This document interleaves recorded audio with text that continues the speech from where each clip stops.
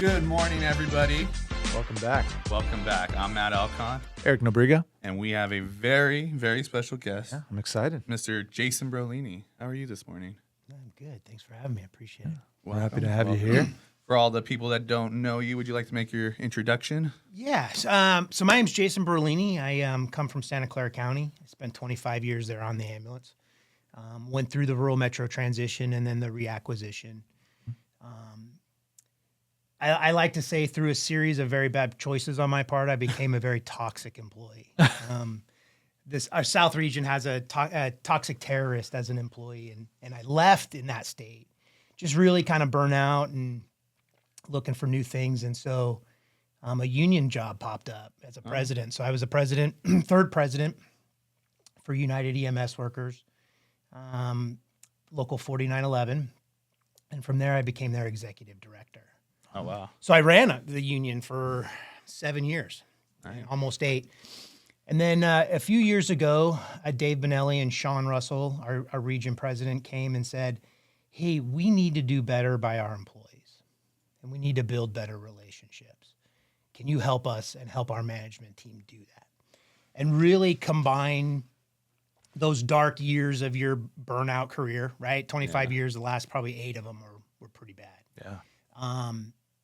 Then take that experience that you've had as a union guy fighting for labor and combine those and be an advisor and a resource for our management team.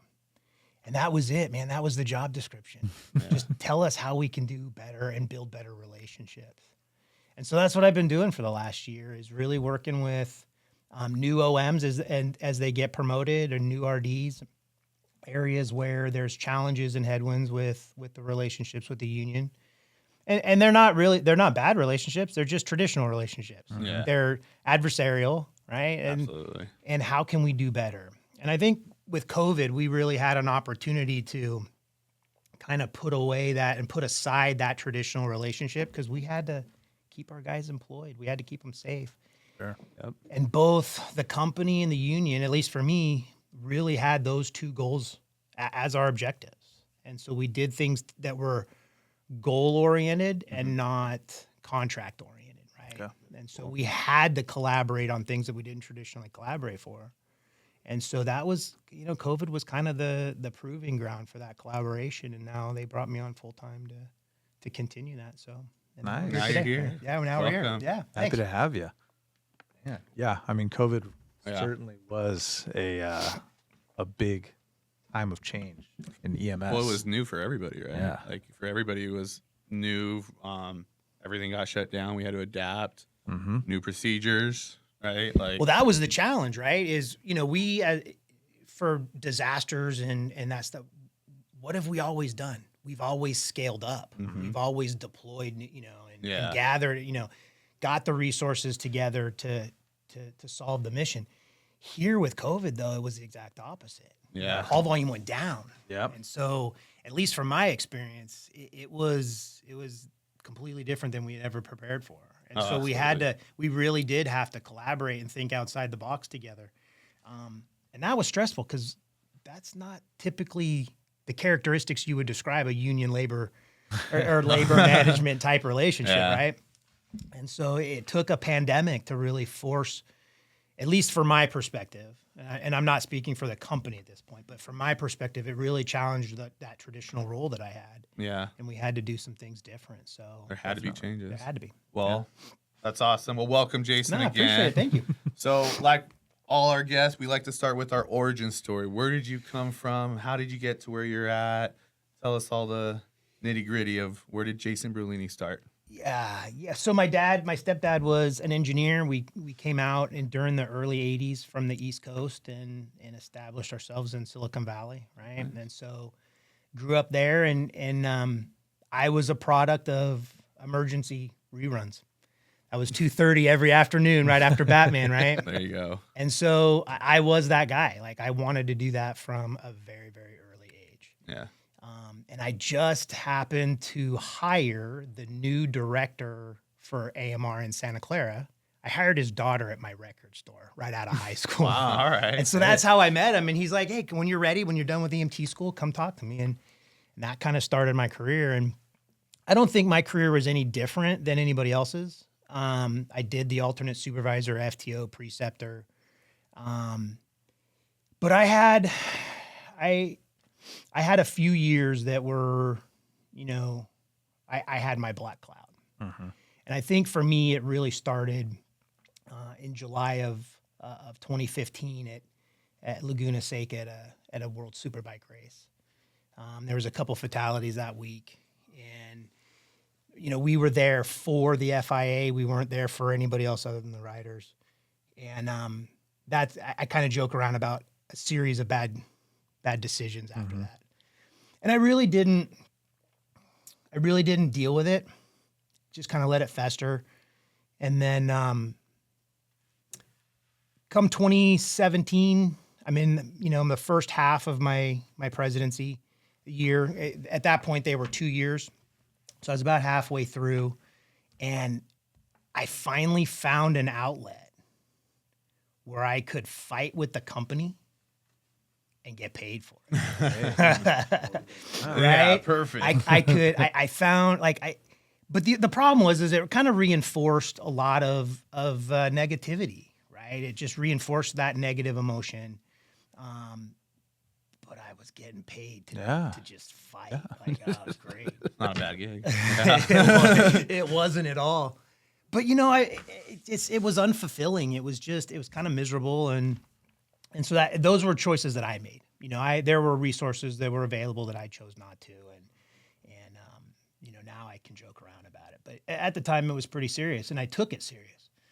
But Dave Benelli called me one time on the phone, and I looked down, and it's him, and I'm just like, oh man, I don't want to fight today. And my heart rate went up, and like full on sympathetic, like I had to go to the bathroom, and my blood was out of my stomach, and it was in my eye pupil, and I'm like, I just can't do this. Primal response. Yeah. It was, and I'm like, I can't do this anymore. And then COVID happened, and it forced us to really kind of put that aside. But what I found then was I also was bringing that baggage as a boss, right? At that point, I had nine union folks working for me. I had a great team. They were doing wonderful work. But I was failing them as a leader because I was letting my ego get in the way of not really dealing with that baggage.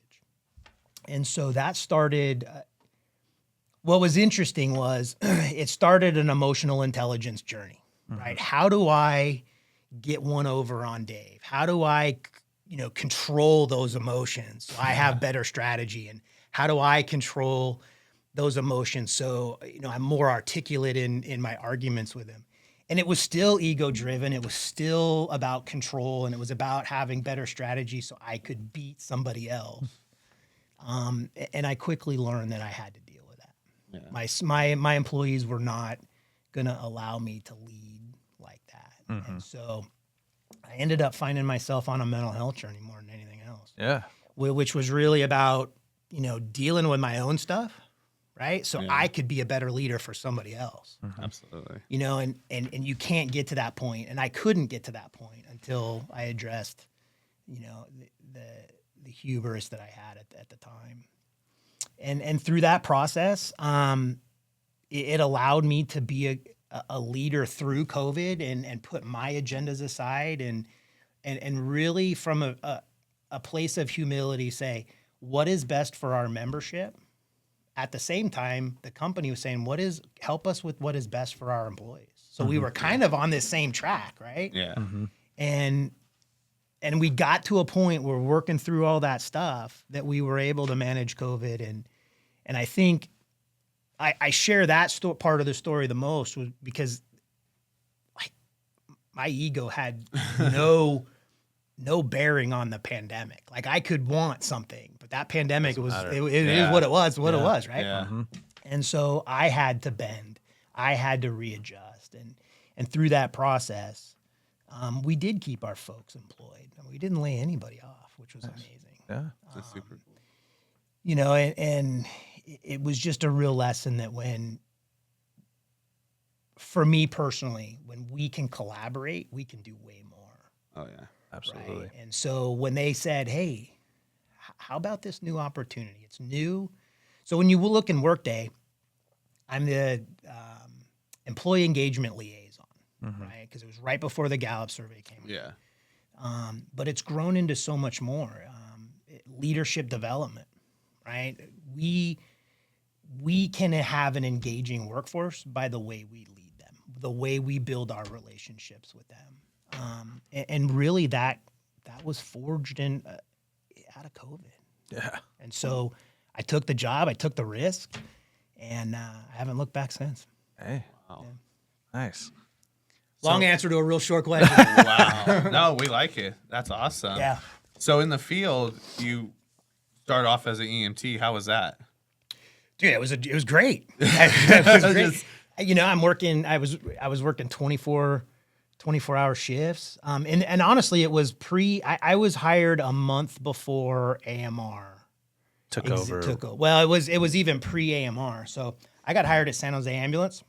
Oh, okay. Never wore the uniform, right? But my hire, because at that time, in Santa Clara, there was Medevac, Silicon Valley Ambulance, San Jose Ambulance, and they were merging into Pac Med, which then almost immediately, if I remember right, and if there's time decay, so if I'm wrong, was you a know, while I'm trying to tell the right story. But then it quickly moved from Pac Med to AMR during the Paul Shirley days. And it was great. Man, I was living my dream, right? Yeah. And again, from I think 12, I started watching Emergency, and so it was good. And we always kind of look at this job as a stepping stone. I never did. Yeah. For a brief moment, maybe for a brief moment, I wanted to be a fireman. But then I realized it's great to have the autonomy, just to be out with my partner and just hanging out. And when you're 20 years old, I started this job when I was 19, right? And so to be 19 with that level of independence, Yeah. with that type of job, and it was great. It was great. It wasn't until I was a paramedic that it started to fall apart. Yeah. How long were you an EMT before you became a paramedic? 6 years. Oh, okay. 6 years. So I went to a part-time paramedic program, Oh, okay. which was nice. So it was every Monday, and the first week was Monday, Tuesday. Oh, okay. And so I was able to, because I had some young kids. I was young at the time. And so I was able to go to school and work full-time, which most people don't get to do. Yeah. I don't even think that part-time program exists anymore. It was the old Stanford program. Okay. And now it's run jointly out of Foothill College, Foothill Junior College. So for me, that progression, it was longer than most, but I had the privilege of working while going through school. So I would see it in school, and then I'd run a call on it the next Yeah. And you're like, whoa. day. And I'm like, oh, that's what we talked about. Yeah. That's cool. So it took me 2 years to become a paramedic. Okay. Because of okay. that, right? Yeah. So I graduated in 99. So from 99 to 18, I was a medic. Okay. Wow. And just in the same county that you've. All in the same county. Yeah. Long time. Yeah. And then how soon after did you decide, like, I want to get involved with the union and make some changes? That wasn't a thing that I wanted to do. Really? Really, believe it or not. I was sitting, and I'll always remember this, and I'll remember who was there.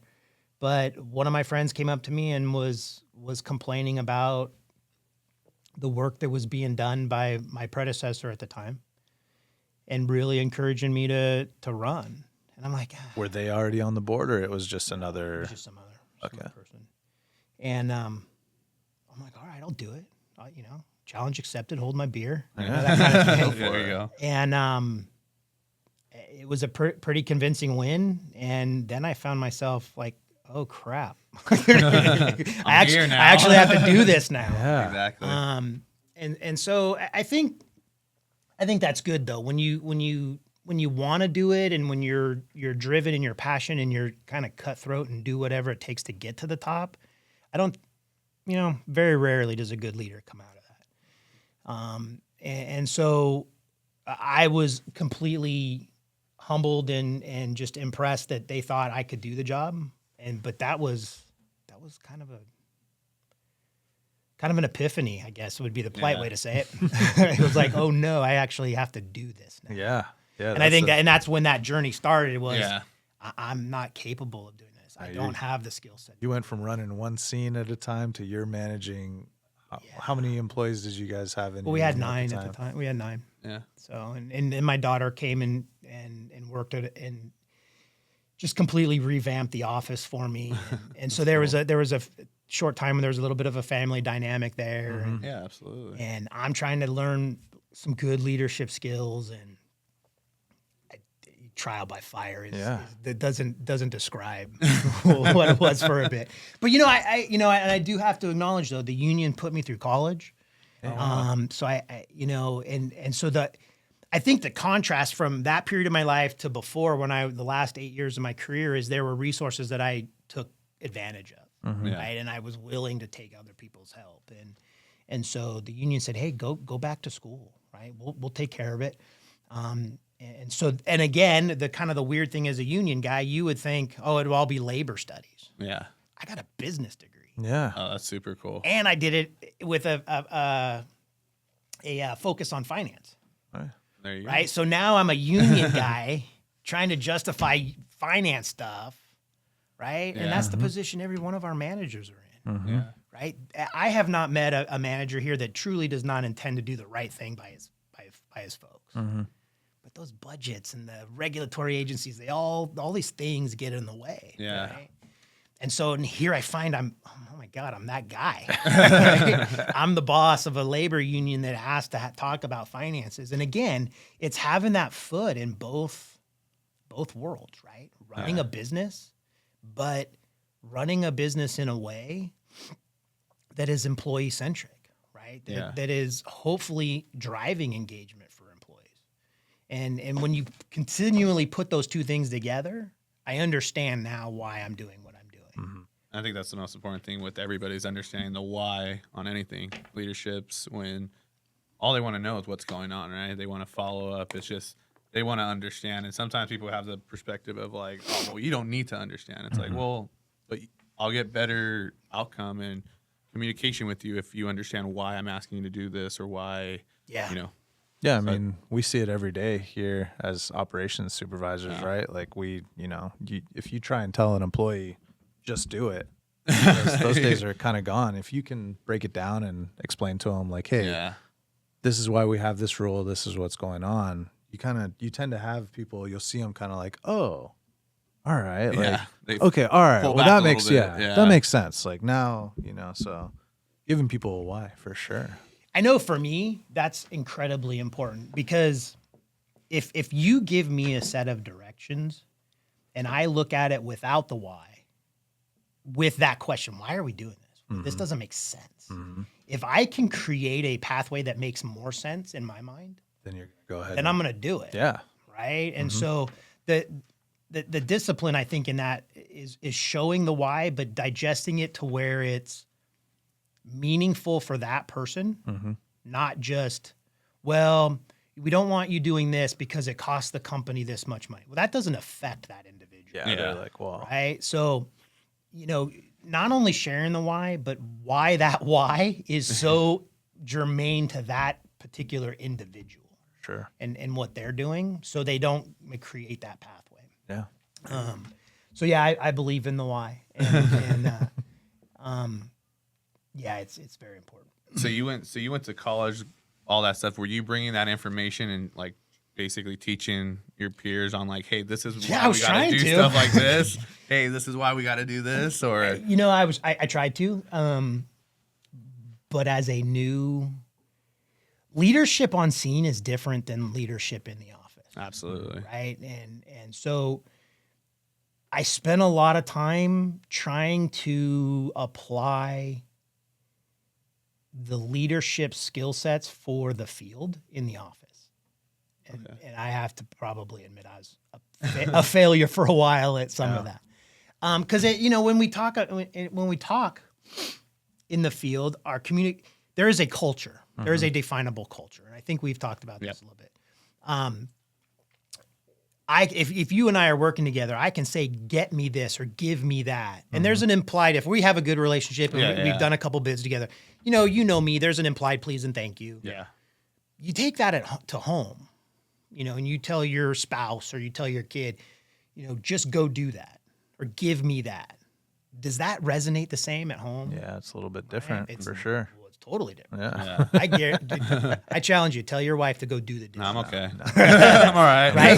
But if I told you, go get me an 8 ET tube or a 2.5 ET tube, like No question. I'm gonna go. no grab it. question, Yeah. we're going to do it. We're going to go, right? So we apply those leadership skills, the language skills, the meaning of the words that we say in different environments, and it doesn't work.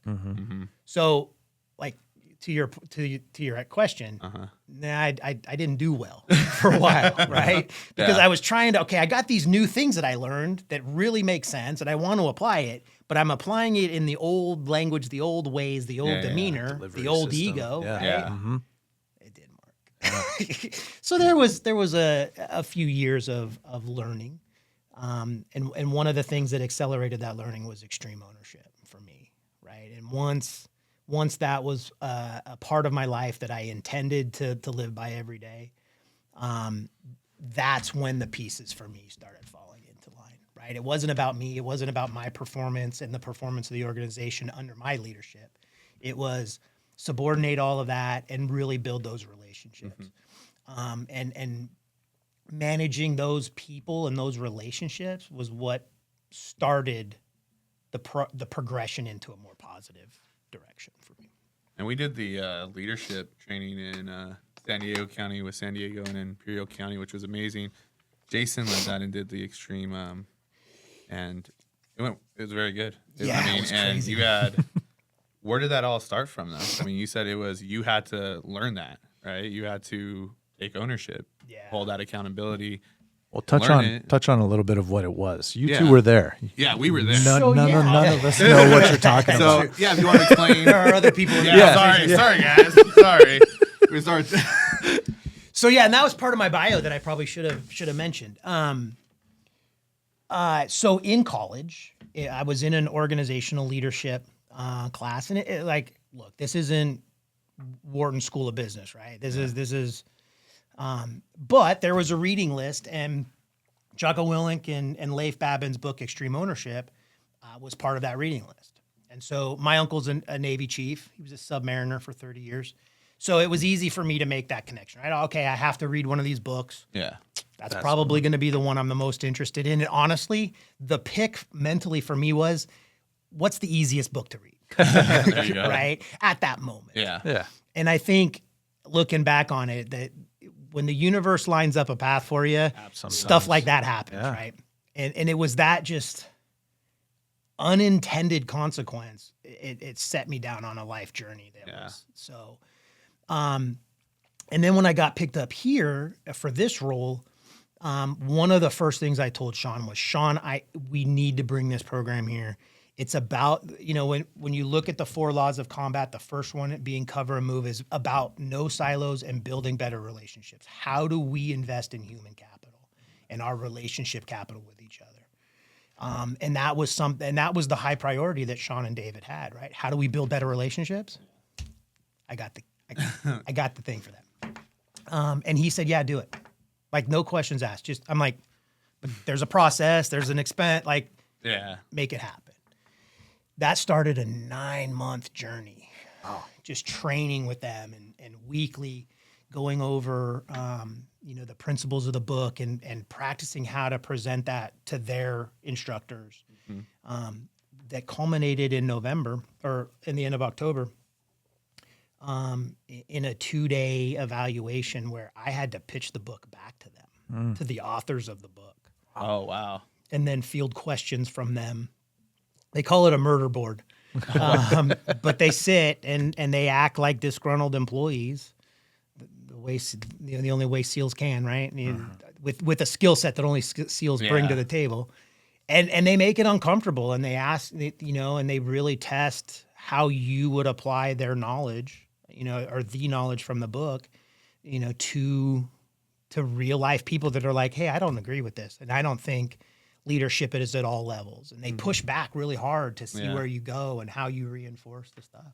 And I will tell you, it was the same amount of stress as my internship, That's but That's wild. but in 2 hours. you're not there yet, but you I'll will be be. there. It's there now.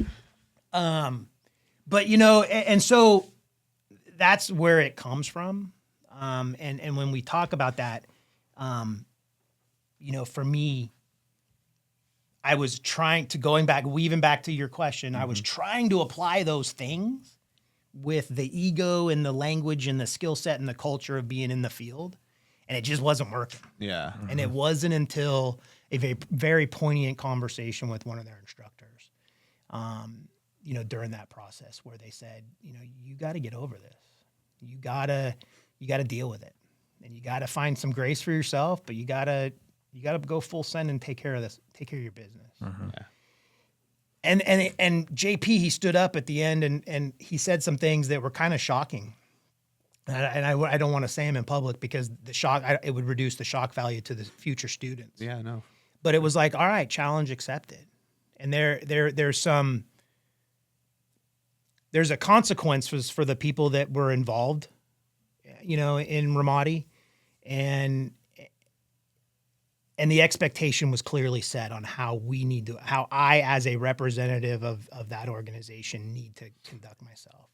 And that was kind of the boot in the butt that I needed to really get over that last final hurdle. Yeah. Right. And it really wasn't, I was still screwing stuff up, even though I learned it in college in a very formal business setting. Yeah. I was still screwing it up because there were still certain things that it was my ego. I mean, let's just be honest. Yeah. It just kept rearing its head. And it wasn't until that part of my life was addressed that the things that I learned in college, I could actually apply because my intent was now the right way.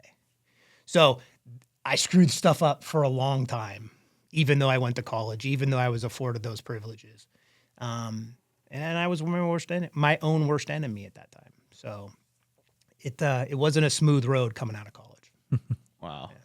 I think that's always like a big hurdle, especially if everybody in EMS, firefighters, paramedics, EMT is our ego. Yeah. Sometimes we see it even on scenes clashing and stuff like that. So, I mean, you explained how it was a process for you to like get over that, right? And work with these guys and move forward. So you get past it. They tell you, hey, we want to implement this with AMR. We want to start moving forward, change the leadership program. Was it easy peasy? Was it like, cool, I have it, I know what I want to do, or was it a rough start at first? You mean for the one we did in San Diego? Because that was the first one. Oh yeah, that was the first one. Yeah, He doesn't know yet. No, We'll see. No, That well, was the first one. Well, no. So what originally happened was I went to Paul Yeah. Brollini, the RD there, and I said, hey, can I do one? Can I give a brief to your crew in preparation for the final eval? Okay.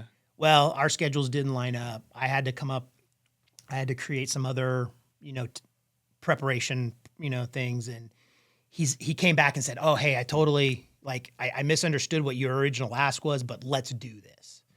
So then he was the one that put that entire weekend together. So he got every one of his line staff, supervisors, all of his admin staff, all of his his leadership team together in a room. I think there was like 55 of us.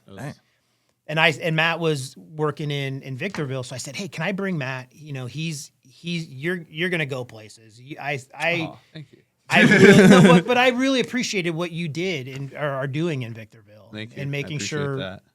Yeah, and it was a good introduction for me, and I think that relationship started off really well. And so, I was like, I got to get Matt down there and expose him to this. So he was a guest, and That's fine. so we did the full brief. We talked about the principles, the 4 laws of combat. We went through a balanced assessment and to see where we can rank ourselves on each one of those 4 laws, and where we're out of balance and what we can do to get back in.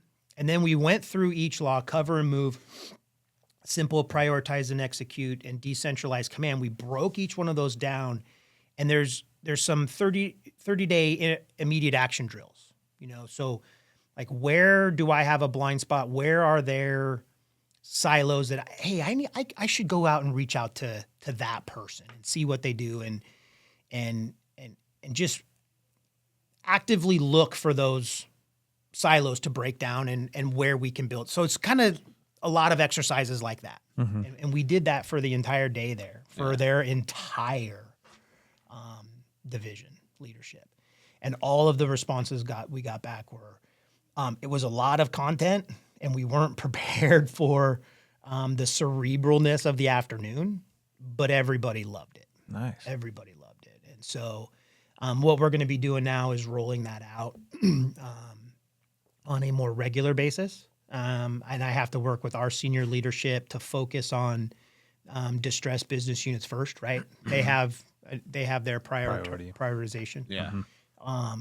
But that is going to be the foundation and cornerstone of a quarterly leadership academy. I think Nice. that we're going to, and I'm getting a lot of help from our Southern region partners on that because they have one. And so moving forward, that's going to be kind of the goal for that. Awesome. So Yeah, I mean, one of the biggest things was for San Bernardino County, we're so big. We have 3 divisions, right? Rancho, Victorville, Redlands. And so one of the biggest things was breaking down those silos. It's always, Rancho does this, Redlands does this, Victorville. Being in Victorville, even though it was an interim position, it gave me the opportunity to work with Victorville Soups management, learn their style. They have a lot of great ideas that I want to bring down here, but also go to Redlands, talk with the Redlands Soups, connect with them on like the ERT level that I've been trying to get back up. And even like coming up with plans like, okay, next year we want to work on this, our CISM program. We want to work on this, employee recognitions. Before that, we stay in our own little division, right? We're focused on the crews here, but the whole purpose was you break down these silos and you start working with these other people. We all get on the same page, one team, right? That was the whole message. It was one team. We're all together. We don't look down or whatever. From VSTs and mechanics, we're all thriving together.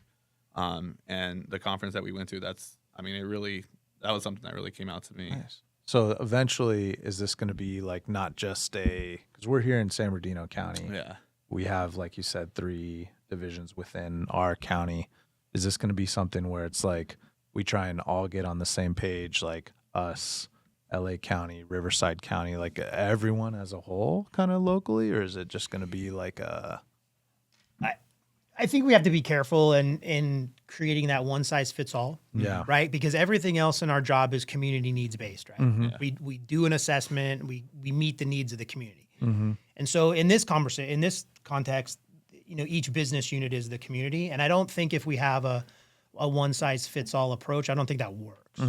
But one of the great things I get to do is travel around the business units and I get to say, oh, you're working on CISM. Let me hook you up with this person. Yeah. Yeah. They're doing it really great over there. Yeah. Let me Or put this you in is the touch, person or that runs. it You know, over- we yeah. have a few people in Northern California that's their passion, right? Yeah. Yeah. So as RDs, they pick that up on the side, as a side project to make sure that that's maintained. And so connecting you with that person, I can be kind of that Overwatch that'll, hey, you have a blind spot there. Let me fill that blind spot for you with this person. Yeah. Or facilitate, like I can bring all of those best practices from all over. And then you guys get to decide as an operations and, Mike and the entire team can go through those and say, yeah, that works here, but that doesn't.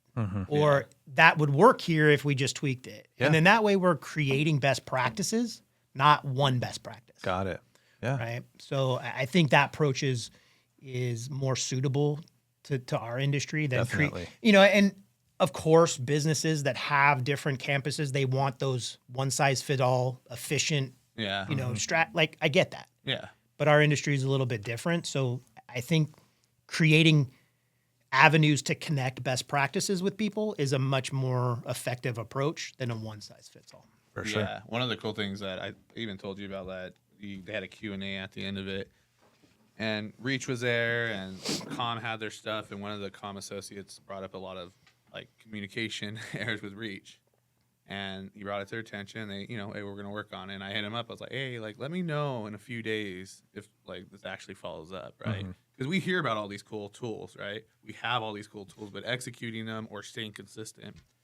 Followed up with them, and he goes, oh, yeah, dude. And it was probably, like, only a week. We've already started coming up with plans. We've already hit a couple, you know, but but that's the kind of stuff that, like without that, they, you know, he's been trying to make those, you know, get that information to reach. They got him. They gave him the opportunity, and those are the silos that you're breaking down. Yeah, and how powerful is that when you find out, oh, that other person I've been fighting with is fighting the same. They want the same thing. They're just fighting from a different point of view. Yeah. And then you connect those two people together, and then within a week, the problem's been solved. Yeah, that's absolutely. Right? I mean, don't tell Sean, but because I still want to get paid. There you go. But if I didn't get paid, like, there is a satisfaction there that rivals my paycheck. For Oh, sure. yeah. Probably even more so, because it's like that's just a cool thing to do. Yeah. What Yeah. you're trying There to are get very done. few things that make me speechless, but when I see that, like, yeah, that's it. There's nothing else to say. You don't need to qualify it. It is what it is, and it is a beautiful thing. Awesome. And I think, like, you know, it doesn't need to be complicated. Clear and to the point. It follow-ups. It's just a simple communication. I think we try to complicate it. We try to throw too many variables into it. And it's all it is, just a simple conversation. It's just a simple, like, hey, we need to connect. Because everybody that I've dealt with AMR being in this field, like, we want the best for our patients, our crews. I just think that we all have a ego that we just bump your heads with. And I think you take that out of the picture. And like I said, there were a lot of ideas that came out of it. And not even using it a lot for work, but using it in your personal life, even with my kids. Like, you know, if, you know, I'm asking them to do something and, you know, it's not getting done. And instead of getting me, you know, yelling at Noah, put the butterfly knife away. Like, go, you know, don't worry about it, Jeff. Story. Jeff, don't worry about it. History. It's a practice one. But being like, listen, I my asked you, God. instead of like going, I asked you to do it, was, I'm sorry if you didn't understand what I told you. I need you to go out back. I need you to pick up this, and this, and this. I expect it done within the next 20 minutes. When you're done, come to me and let me know you're done. It's been a big change. Instead of me telling them now a time frame, what exactly I want him to do. Now, you know, and he's a kid, you know, they take a while, but it has been a change from my 14-year-old to my 20-year-old, the 3-year-old. He's just a madman. He's a little. To be clear, Noah is not the 3-year-old. Yeah, Noah's the 14-year-old. But even being able to utilize that in your personal life with your spouse, you know, taking accountability when, you know, I'm a hothead. Taking a step away and going, listen. He's not a hothead. No, I'm a big teddy bear. I'm actually a big teddy Softy. bear. Dude. Big teddy bear. But, but, you know, being able to step away and come back and like, listen, I'm sorry for acting this way. This is why I got upset. I know it, you know, and being more clear and to the point, even if it is her fault, but being able to like sit Roxy, back. Oh, how's it's that- never, how's it's that never taking your fault. ownership? It's never your fault, Roxy. Yeah, bleep It's that never out. your fault. No, but being able to communicate, yeah, exactly. Yes, never I'll your take fault, ownership of my yeah. part, but you got to take ownership of your part. Exactly. That's not how it works. No, but being able to communicate and you know, say, you know, hold myself accountable for what absolutely. I say and what I do, and you know, and us, it's even with our relationship has gotten a lot better, and I think that's what's cool about this program, and it gives you the steps and go. I'm still reading through the book and worked on some of the balance sheets with, you know, some of the other supervisors up there, and telling them, like, don't guess, like, really look and judge yourself and see what you need to work on, because everybody can improve in their leadership style. Sure. Absolutely. And you know, they asked me to do a book club on it. So starting probably mid to late January, we're going to take, I think it's probably going to be about an 8-week process, very course, cool. but we're going to have a facilitated conversation about every single chapter in that book in detail. So while we had that a massive amount of information dumped that day, Yeah. I'm not entirely convinced because of the way I formatted it that we got 100% of what we should have out of that, because it was just so much information that late in the day. It's something kind of life changing, something like that. So that's tough to get done in a 1-day conference for sure. It is tough. And what I wasn't prepared for and that I need to prepare for is how deep people wanted to go. Mm-hmm. We could have talked about that for an entire week with that group. For sure.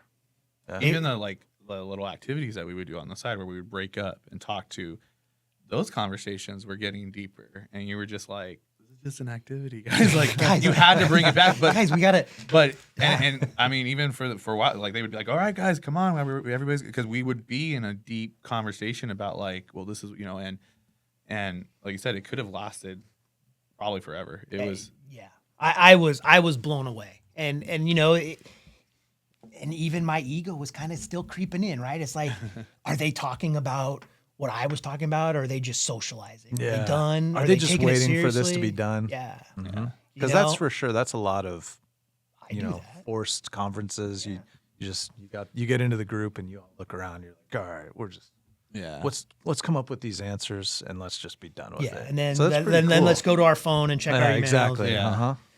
Not this time. Nice. Not this time. And it was like I had to work through that emotion, right? And put that just continually and I was blown away. There is a need, but sometimes people don't want to deal with the need, right? Yeah. Yep. This group, like they wanted to go deep into the conversation. Bought in.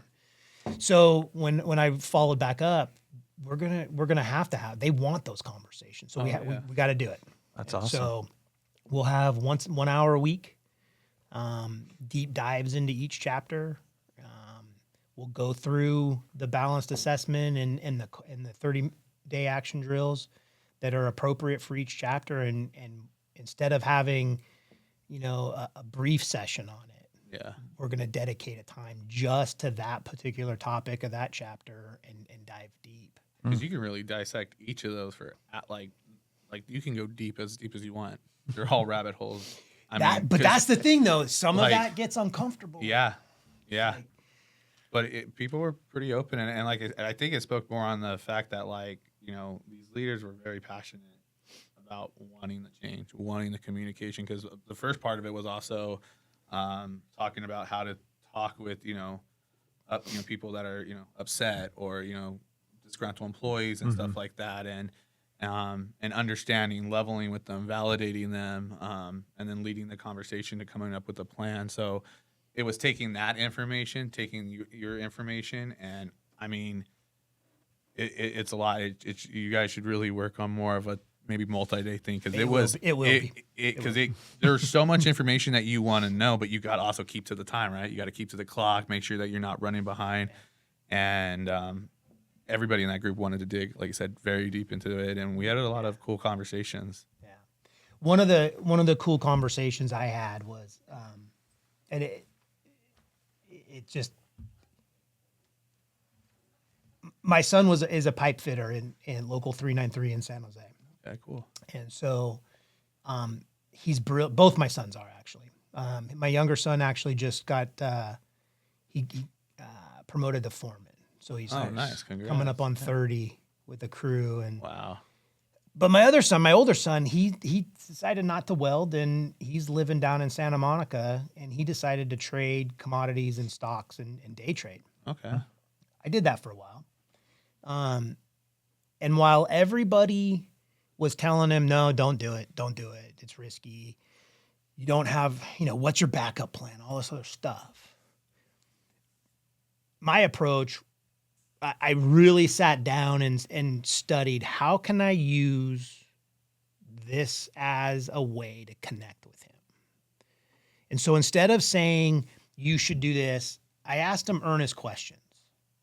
And I just said, hey, how are you mitigating risk? How are you doing this? What are you doing for this? And, how are you scaling it? This kid sat down and learned how to code. Oh, wow. Off of YouTube. And he is now using that coding to create bots to identify entrances and exits on strategy change on stuff. Wow. Right? This is the stuff that financial institutions in New York do. Yeah. Right? And he's doing it On his own. No formal wild. education, nothing. But the approach was, I'm going to subordinate my ego and my fears for him. and I'm going to ask him earnest questions to get him to where I want him to go. Because if he's doing this with unmitigated risk, we're going to have a different type of conversation. Yeah. But walking into that conversation, intending to find out the information that I want without being confrontational. Mhm. I'm the only one that he shares his journey with, because I'm the only one that didn't tell him not to do this. You're the only one approaching him on that level. You're Right. not- And so investing in that relationship, asking questions that take and add capital to that relationship instead of taking it away. That's one of the fundamental things about Cover and Move. And it's not about just, oh, I know Matt, he's this and he does that. Yeah. It's really getting into how am I building that relationship and fostering that relationship so you as an individual, Matt, do better. Yeah. Right. And that's the approach I took with him. And now the reward for that is I'm the only one he shares this with, because he knows I'm the only one that's not going to confront him. Mhm. Right. And tear down what he's doing. Yeah. And so with like, that is the level of impact that extreme ownership had for me. Yeah. Right. It truly is building relationships in a very healthy way, that is uplifting. And sometimes it's not mutual. Sometimes it's just me uplifting him and saying, you got this, right? You're mitigating the risk. You're being default aggressive, Yeah. right? You're going after your dreams, but you're not being reckless. And just when we apply that, those relationships become so much deeper. And that's a personal example, right? Yeah. Yeah. How is that when we talk about change management, and if we have that same type of relationship, the characteristics, of course, it's a business relationship, so it's different. Yeah. Yeah. But when we are investing in those people at that, and our people at that level, where do you think engagement goes? It goes through the roof. Yeah. Right? Yeah, absolutely. So leadership is the solution to everything, including employee engagement. And so when Sean hears this and sees this, he is supportive of it because he knows good leadership drives engagement. It drives those relationships. And we're going to do better as an industry moving forward now that we're moving in this direction. For sure. Yeah, definitely. I think it seems like one of the themes throughout this episode so far has been kind of ego and letting go of Yeah, it, maybe that's the title. getting it out of the session. way. Oh, I do like that. I know we talked a little bit before you got on about your sweatshirt. Oh, yeah. I think one of our big challenges in this industry, as far as mental health goes, is getting out of the way of your ego. You touched on it. I know a lot of people. I know me when I was out there, and I know friends that I've talked to. One of the things is you don't really want to talk about stuff. You're kind of like, I'm good. I got it. I don't need it. And that is a little bit of your ego. You maybe don't want to admit that you want to reach out, that you need a little bit of help. But you want to talk a little bit about. Thanks for bringing it up. My yeah. sweatshirt's from Raise the Standard, and I've got a couple of them. It was as a what am I, a millennial? No, I'm a Gen Xer, right? So it was my first internet purchase over a social Hey. media thing. There you go. All right. Congrats. But it's Dustin would be right? excited. My son's like, yeah, thanks. Welcome to 2025, Dad. Actually, he said to me last week, he's like, well, that's the problem with your generation. You kind of had electronics, but you kind of didn't. Yeah. My generation does, so you're an idiot, Dad. You're like, cool. Thanks. No, but he's like, that's why you struggle. And I'm like, that's true. But they have some really good messages, and this one I'm wearing is that I'm living proof that it gets better. Yeah. It gets better. And I have another one that's because I was a power lifter for a long time, serious power lifter in a master's class, and the other shirt I have is there's a story behind every strong person that gave them no choice. And so what does mental health have to do with ego? For me, it was my ego and that voice in my head that for years said, don't reach out. Mm-hmm. You're going to be the weakest link. People are going to make fun of you. Yep. Right. And so why is that my ego? Because we don't want to be made fun of, right? I, as an individual, like it's evolutionary biology. We want to belong, Yeah. right? And anything that puts us in jeopardy of our communal belonging is threatening to us. And our egos want to protect us from that.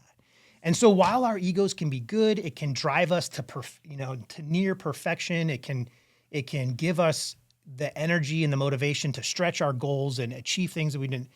But if that remains unchecked, it also says, don't go to counseling because you're going to be made fun of. Don't tell your spouse. Don't tell your friends that you're struggling. And part of this was that again, we're going to weave back to the emotional intelligence portion.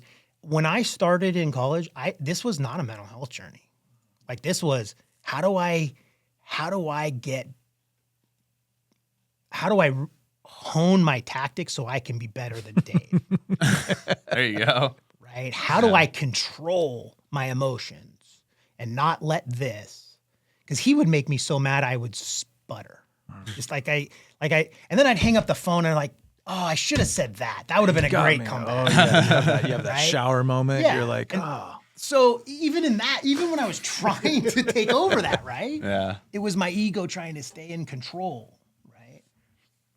And unfortunately, I just want to say this: anything that I say is pertaining to me and how I went through. Like, Absolutely. this is not, Yeah. and I'm not going to be Tom Cruise jumping up and down on a couch saying mental health isn't an issue, right? But we can't address it as long as our ego is saying, don't do it. Yeah. Don't do it. Yeah. Don't do it. And it's unfortunate because I spent most of my adult life in that lane. And it gets to a point where for me, I was spending all of my waking calories just trying to stay in control, just trying to keep my emotions in check. And that is a miserable place to be. Yeah. Because you don't have the resiliency to do anything else. All of my waking moments were just trying to stay in control and not lose my temper and not, and again, control is ego, right? Yeah. And when you let that go, the relationships that you have deepen, right? And we talked about that, especially with my kids. And my family unit and what I'm doing now, I wouldn't be able to go in and genuinely build a relationship with a leadership team and if I was still in that mindset. Yeah. And so for me, it was, I was dominated by that voice in my head to say not do it. And I know where it comes from. It comes from a singular conversation I had with my mom when I was 16. It was the last conversation I had with her. And the topic's really irrelevant, but all of that self-doubt, all of that voice in my head was driven from that one particular conversation. And JP Donnell from Echelon Front looked at me and said, you gotta forgive that. You gotta let that go. And it happened. And now there's an incredible amount of freedom. And what I didn't realize is, and if there's one thing I can say before the holidays about mental health, is that fear, while I understand it, while I understand the biology of where it comes from, the fear of being alienated when you talk about mental health is so misplaced. Because in reality, what happens is the relationships that you share this with, they get deeper. Yeah. People don't make fun of you. And I just wish I could go back and really sit my younger self down and go, hey, all these fears are just in your head. Yeah. Your community wants to help. They want you to say something. Yeah. And a couple years ago, I was cruising around the Four Corners, and I was in Utah, and came out of the Valley of the Hoodoos at Bryce, and I was struggling with the concept of I'm okay, but okay is bracketed by a BR and an EN. And it's a different font. So you can clearly see I'm okay, but in I'm broken. Broken, yeah. And this is where the ego for me was a good thing, right? I could not accept that premise. I can't. I have an old Avon. It's from like the 50s, early 50s. It's a decanter. It's probably got so much lead in it that if I decanted a bourbon, it would kill me in about a month, right? But my grandmother gave this to my grandfather because at the time he was an alcoholic, and it was an appropriate gift. Yeah. Who's going to get a use out of it? Yeah. But again, I can't use it because it would literally kill you. But if I broke that, even if I could, and the reason why in that moment that I thought about this is because it sits in right on my bar, right above my work desk in my home office. And so I see it, but if I broke it and glued it back together, would it work? Yeah, it'd probably still kill me, right? Yeah. But I could put stuff in it and it wouldn't leak. Yeah. But it's still broken. It's not the same. Yeah. But if you take a knife or you take metal and you put it into a forge, it deforms, it melts, right? And then it has to go through a very violent process. But it's stronger than when it came out. It's not okay. It's not broken. It didn't melt. It's stronger than when it came out. And so my ego was not letting me accept, oh, I have mental health issues, I have PTSD, like there had to be a meaning. There had to be something that comes out of this that makes it stronger, better, and contribute to my life in some way.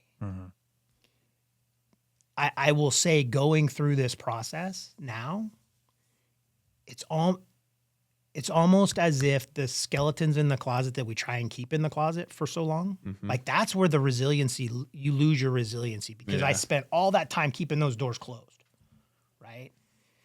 Now they can open, right? The other day I was making a fire and I took some lint out of my dryer. Didn't realize there was a bunch of dog hair in it because I do have a Malinois, so there's going to be dog hair in my clothes, right? Yeah. That burning keratin took me back to a call from 30 years ago now. And there was a conscious thought of, you know what? I'm not dealing with a burnt body. Like, I don't need this right now. Yeah. Thank you very much. Take a couple de-escalatory breaths, and we moved on. It's not an issue anymore. It's there. And if my son or daughter or family member ever got burnt, I'd know exactly what to do, and I'd be able to do it just as fast as when I was a working paramedic. But I don't need it anymore, right? And so now I go into business units, and I can truly empathize with the workforce, right? I think we were talking about some of the challenges of having 3 different business units in one county with 2 different collective bargaining agreements. There's some differences there. Yeah. Right? They're not bad. They're just different. Different. Yeah. But when somebody says and points that out in the tone in which they do, I know where that message is coming from because I was an adopted kid, right? So I have that kind of weird. My other 2 siblings were not adopted. I was adopted. And I can hear the tone. I can hear the underlying message that's there that isn't being stated out loud. Yeah. And those past traumas now become very influential in being able to recognize that and walk people through how we can repair those relationships. Because it's not, oh yeah, I know what you're talking about. I know what you're talking about. I can truly empathize with it. I don't think I'd be as effective in this role without those positive and negative experiences. You can't get to that point when your ego is keeping you from processing that stuff. Yeah. And so that's like, I would never do over anything in my career because I wouldn't have the skill set that I have today. That's awesome. Yeah, so it's, again, like people aren't going to make fun of you. They want to hear that. They know that that's what you're thinking. Yeah. Right. And they know that's what the issues are. And I have not met one person in this community or at this company that wouldn't have that same reaction. So, we're coming up on the holidays. It's a stressful time for everybody. And honestly, it's still a stressful time for me. Christmas wasn't really a popular thing for me growing up, Yeah. And those pressures and, they can weigh on you. And so I would just say, when you reach out, those pressures go away almost instantaneously. Like, they don't get resolved instantaneously, Yeah. No. but the weight of that pressure, like, you can immediately feel relief. Sure. Yeah, You gotta let that storm settle. Takes time. you do. It's about 7 years, I hear. Yeah. No, seriously. I was working with a nonprofit. We were having communications early in COVID, and we kept in touch a little bit. And it's at about that 6 to 7 year mark where you start getting to a point. She was sharing this with me, and I'm like, oh my gosh, I'm at like 6.5 years in my union spot, and now I'm really trying to dive deep into those last stages of processing. And sure enough, it takes a few years sometimes to let that settle and where you can kind of just detach from it a little bit and just kind of take that step back and really start working on it. Sometimes it does take some time. Yeah. And sometimes just taking a break from it is that first step that you need to do, right? And just kind of detach and just kind of do that balanced assessment, see where you're at and what you need to work on. And once you take that first step, Yeah. it's real easy to take the second one. Yeah. you Or it's feel- easier. Yeah. Yeah. Take the second Little weight gets lifted each step you make, right? I think why not? Yeah. I like it. That's So I wear this sweatshirt a lot. I am living proof. It does get better. To go from that June 2015 to now, those are two different places, two very different places, and each step gets a little bit easier. And you don't walk it alone. You never walk it alone.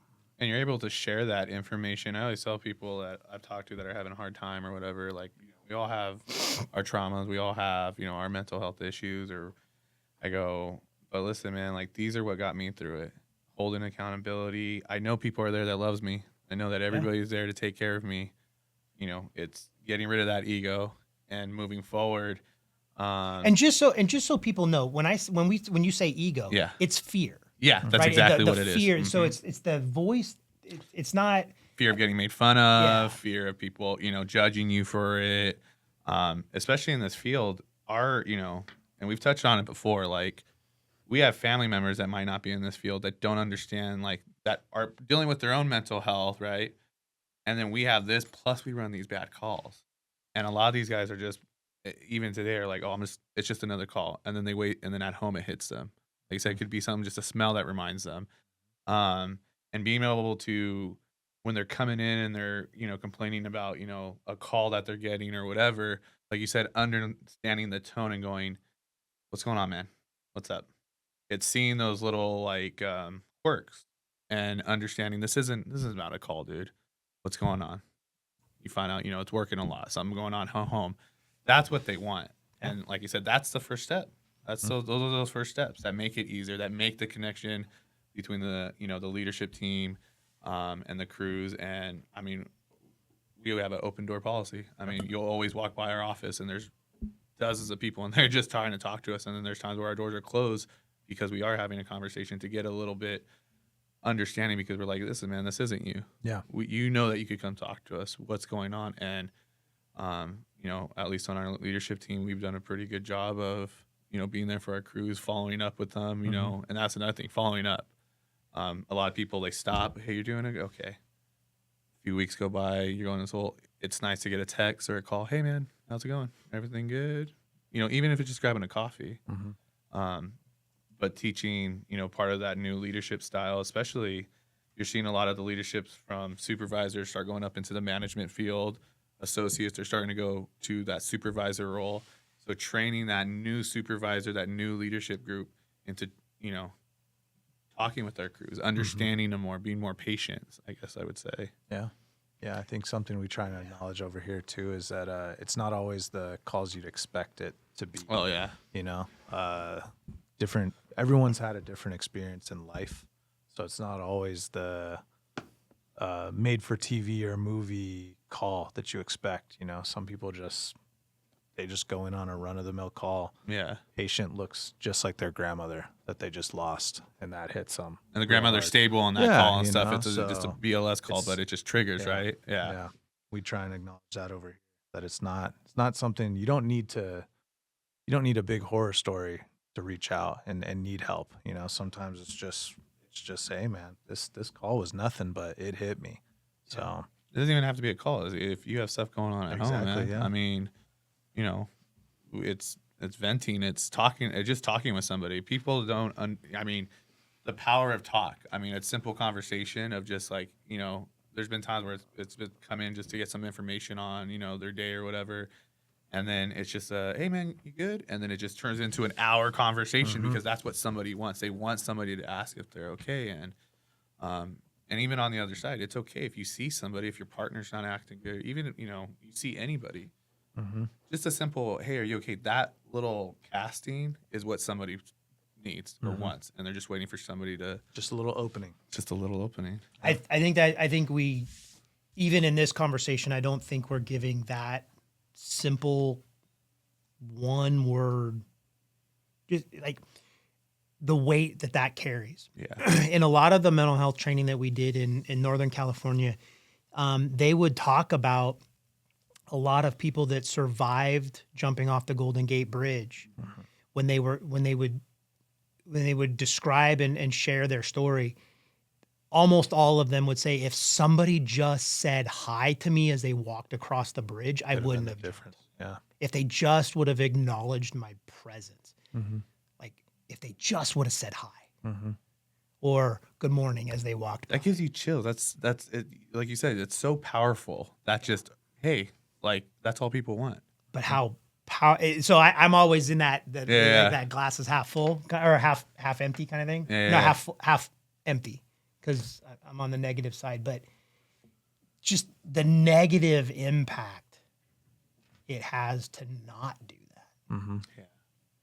Like we often just get so in our own worlds, and especially like with the holiday, we were talking about the holidays, right? And just the pace and families over and preparing and big meals and cleaning the house and all of that stuff, that simple hi and good morning gets lost. Yeah.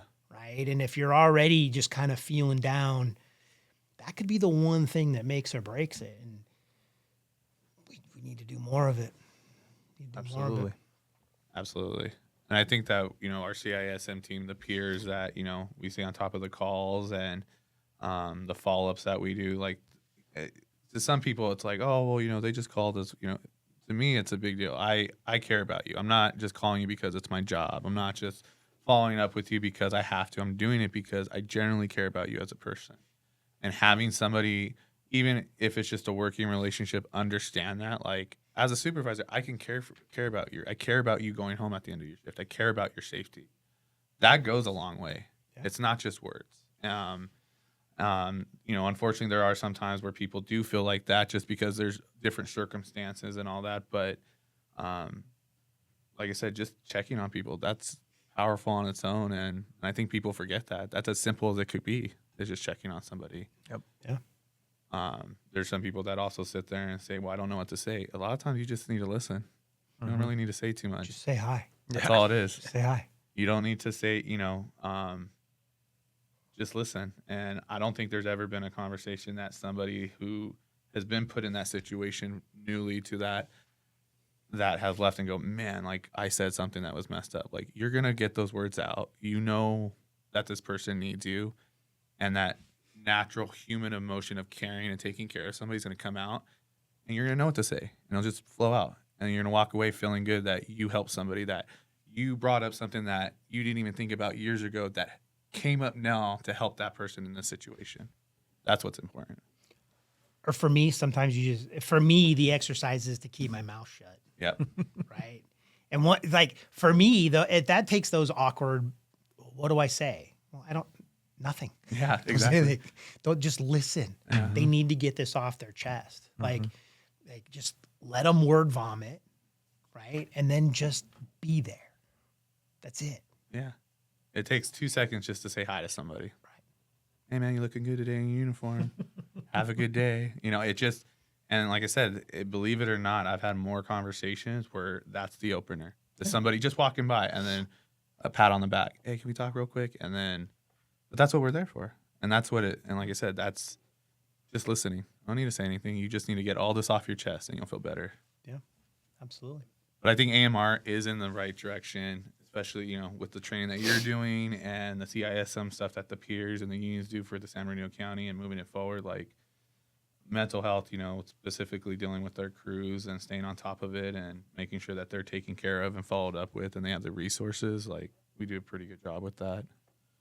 Yeah. We can always do better, but Yeah, I think we do a pretty good job. Absolutely. And we do have our CISM team out right now during the holidays because holidays are rough for some people. And you deploy them proactively? Yeah, so each division will deploy a CISM peer. It's a shift that anybody can pick up, CISM trained, I think, right? And they drive around in the hospitals. Some in comm, we have some out in the field. Union reps, administrative staff, the scheduler up in Victorville, Vanessa, she'll go out and do it too. It's all it is just, hey, how's it going? They're doing exactly what we were just talking about. How's everything? That's good. Here's some snacks. You want some snacks? And there's some stuff like on critical calls we'll Yeah. get flagged for it, but for the No. most part, it's just kind of having that Going out, just resource following out. out. That's perfect. Yeah, and so that's I like an aggressive approach to that and a proactive approach versus being reactionary and just sitting back and waiting. well, I think I like that that. if you know everybody has an opinion about mental health, we need to be proactive on it. Oh, you're Like right. we have, I mean, I always tell people we have the manuals; they're right in front of us. You know, typical guy stuff. We're gonna jump. We're not gonna deal with it. We're not gonna look at the manual. We're gonna build this our own way. But if we have the tools there, right? We follow each step, be patient with it. But it's being proactive and actually taking everything and learning it and applying it to everything from the cruise to your personal life to simple stranger in the street, right? Yeah, we oftentimes, you know, I think we put that fear of what to say ahead of saying anything at all. Yeah. And being there, right? And it becomes uncomfortable, so I'm going to shy away from it, right? And I'm not the type of person that likes those formal, you know, you're not going to put me on the couch. Yeah. You're not going to put me on the couch. But when you have those conversations in the areas that you're talking about, like informal areas like in the hospitals or in the back of the ambulance or just in a parking lot somewhere Yeah. on post, Let it post, yeah. you don't get put on the couch and you have more what I have. I'm thinking of one person, she would laugh at me for saying this, but because I would never let her put me on the couch. But I always was on the couch because she was that good at CISM. But you reach more people because you're connecting with them where they're at. And it's not a formal, structured conversation where you're on the couch, Yeah. right? You're meeting them where they're at in the emotion that they have at the time. And you're just there, right? And to your point, people are starting to say, oh, no, hey, I'm not okay. Let's go talk. Yeah. Right. And so you're creating that psychological safety in that environment where that fear is reduced and you're having effective conversations. And Yeah. so I love to hear that. Oh, yeah. I love to hear that because so oftentimes it's a passive process after a bad call. And what are those? What is a bad call? Yeah. Like one of the worst calls I had in my internship was a guy perfectly fine sitting in his recliner in VTAC with pulses and his wife's running around like the Tasmanian devil saying the pink box doesn't work. Lidocaine didn't work on him. So, you know, and he ended up coding and we got him back. But for some reason that call stuck with, like, I can remember where I kneeling down where the smell of the carpet, it was like mustard green from the 70s. It was horrible. Like I remember, why did that make such an impact on my life? Who knows? Yeah. Who knows? Probably the first real stressful call I ever ran as an intern, right? So maybe I just stuck with it. I would never talk about that call unless, you know, somebody said, hey, you know, hey, Yeah, what's exactly. going on? And so now we're at a point where, you know, you have people going around going, hey, you good? No, I'm That's awesome. That's Yeah. what we need to be. And not stopping and going, okay, well, let me know how you're doing tomorrow. But Yeah, well, actually here's- hold here- on, let exactly. me, and diving into deeper because because people and it's also people get intimidated on just how to deal with it. Like, what if I say something for this person to get more upset? It's a big responsibility that you take on. But like you said, if you just listen, somebody just wants you there. Yeah. And then I don't again, I don't the fear of me saying anything. I'm not saying anything. Yeah, exactly. I'm listening to you and I'm making sure that you're okay. And like I said, that's always the biggest. Like I tell people, listen, just say hi. Oh, this person looks mean. They look like they're always mad. Just go say hi to them then. See what's up. I was that mean guy. Yeah. Like I had 5 people that I would work with, and if you didn't meet the standard, pound sand. There was no compassion to the way I did my job and the way I related to people. It was, this is it, and if you don't like it, tough. So do you think And it was so more of a culture change because you started right and from that's to where where it I is was. today? That's exactly where I was going with it. It's such a different environment now, and the conversations are. When we first started doing mental health, they were clunky. Yeah. Right? They were more like after action reports where we'd get together with the fire department and Like a debriefing kind of a thing. but an AAR debriefing, not a okay. mental health debriefing. Yeah. Like this went well, this didn't go well. It was clunky and it didn't make sense. And then as we get to today, now it makes sense. There's a lot of, the military's done a lot of studying on trauma, both physical and mental trauma. Yeah. And the consequences thereof. And so I think we have such a deeper understanding now that it's easier to have that this is normal conversation, right? Because back then it wasn't normal. Like I still to this day have nightmares. Yeah. Like I still haven't been able to, and that's not normal. People don't live like that. And so I think that normalization has occurred.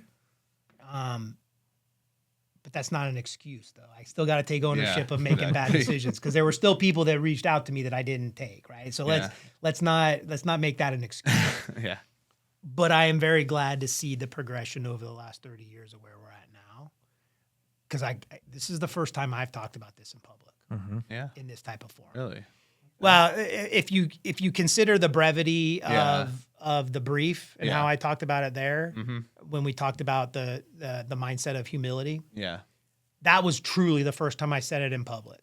I tried to say it during my final eval and it came out real clunky, and I'm surprised I even I made it. I'm surprised I even brought it up. So, we as an industry are progressing. As individuals, we're progressing. And I think I think conversations like this, especially timed right before the holidays, hopefully will make an impact. And we're making inroads in places that we never did before. And our leadership teams are very aware of it. They are all supportive of mental health. I haven't met a member of our leadership team that isn't supportive of our. And back then it was, yeah, that's nice, but go have your 15-minute talk and get back on the road. Yeah, we need you out there. And That doesn't happen as much anymore. And I will say it doesn't happen at all in where I'm involved in. I don't see that. It may happen, but I don't see that happening. And we're still working on it. We have GMR Live, which is a good resource, but we're still, this is still fairly new, that we're dealing with. Mental health is, before it was just deal with it, man up, go back out there, So, trial by error, we're figuring out stuff. We're figuring out what works. We're figuring out what doesn't work. And we're finding out that it's in-person communication. They don't want to call a number and talk to an AI or a robot to get to, somebody. They want to talk to somebody. And it doesn't need to be, some, number that from a flyer. It could be one of us just because they want to talk and just vent a little bit. And not complicating it and just going down to that level. When I first reached out in my career, it was right after the motorcycle crash in 2015, and I had really good insurance at the time, and I said, hey, I'm angry all the time, and I know where that comes from. It's just that constant fight of trying to stay in control, losing those battles starting to lose those battles more frequently than winning. Gets exhausting. It gets exhausting. Yeah. And then the stupid stuff your kid does, just you have this exponentially worse response than normal. No, yeah. And they said, well, we have anger management classes.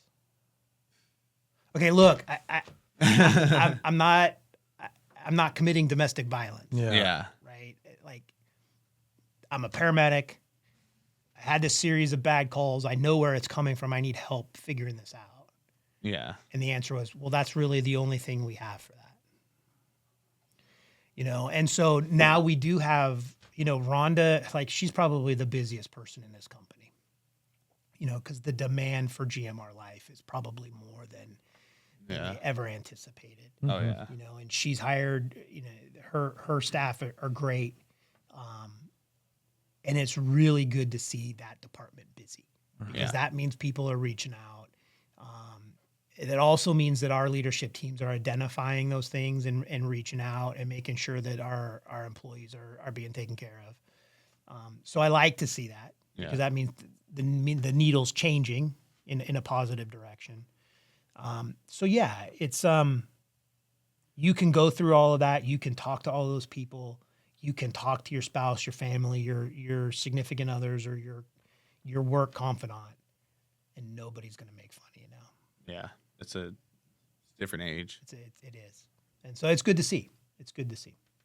It's good to see that it's more proactive now. Even with the fire departments, even like those debriefings are now more mental health driven now.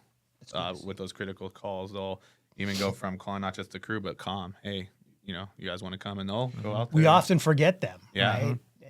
Right? You can make a very good argument that there is probably more trauma that can occur, not knowing how the outcome is.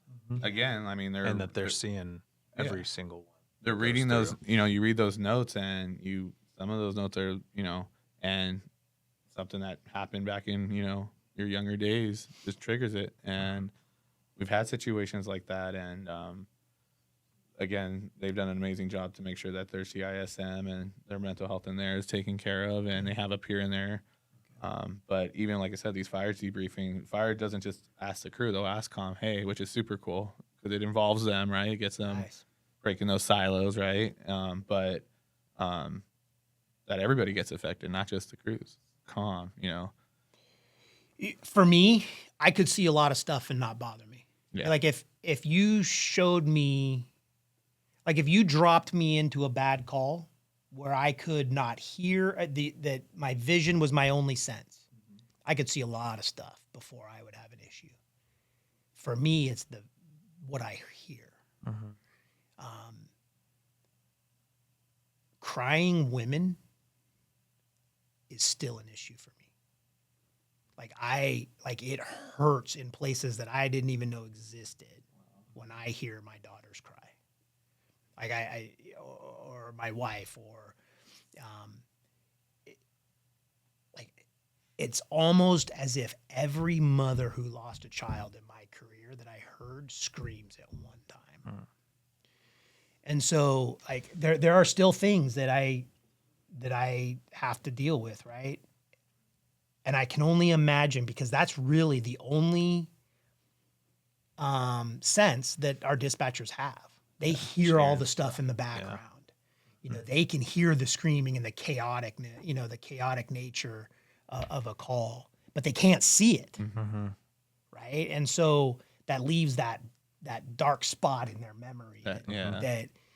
So I'm glad to hear that we're including the dispatchers and comms is a priority, because that's a whole nother level of trauma that I'm glad we're addressing.